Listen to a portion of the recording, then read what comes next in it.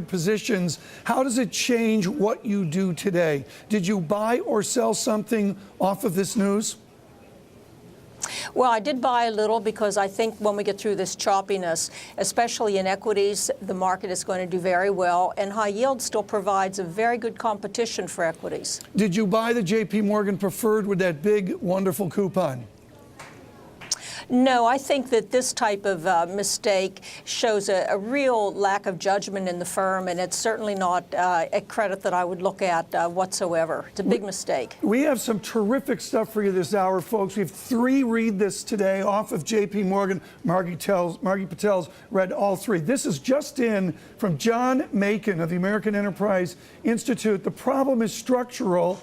Depository institutions that enjoy protection afforded by deposit insurance and their absolute large size, too big to fail, should not be allowed to engage in proprietary trading. It's time to implement the Volcker rule.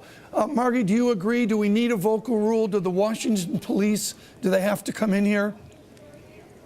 No, because they've never caught any other financial disaster previously, whether it was Enron, whether it was the structured products of 2008. And I don't think that really would have been effective here. I think it's the old story of people taking advantage of very low-cost money and not having any supervision to engage in very destructive derivative-type trades that at the end of the day, they all look like rookies as far as not understanding the market. Johnson from MIT, he says Jamie Dimon should consider resigning. A few years ago from the Massachusetts Institute of Technology, Simon Johnson. Professor, good noon to you.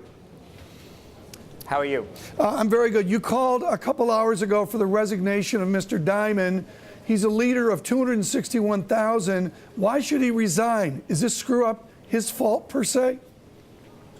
Well, I think in any other industry, Tom, when a company makes this kind of mistake under the direct supervision of the CEO, a CEO who's known for being careful about these kinds of investments, that CEO would resign, or the board of directors would move to replace him.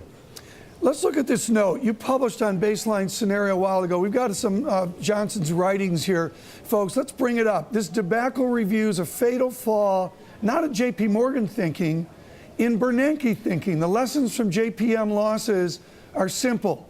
Banks have become too large and complex for management to control what's going on. The breakdown in internal governance is profound. Have we gone anywhere from 2007, Simon, or are we only beginning with this loss to confront too big to fail?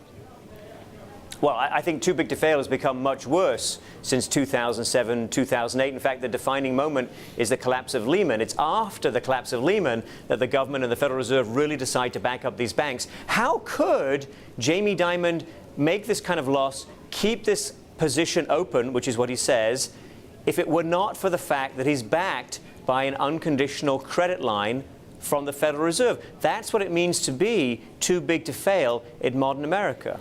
How do you respond to people that say this loss is manageable, looking at revenues, looking at operating income, the loss per employee? It's really not all that big a loss. Is your concern JP Morgan, or is your concern there are other banks out there that won't be able to withstand the loss? Well, firstly, my concern is risk management and the failure of risk management at the bank that's supposed to be best at this. And secondly, I would emphasize this is a relatively benign moment in the world economy. We've seen worst quarters recently, and I think we'll see worse quarters in the near future. If this is the kind of loss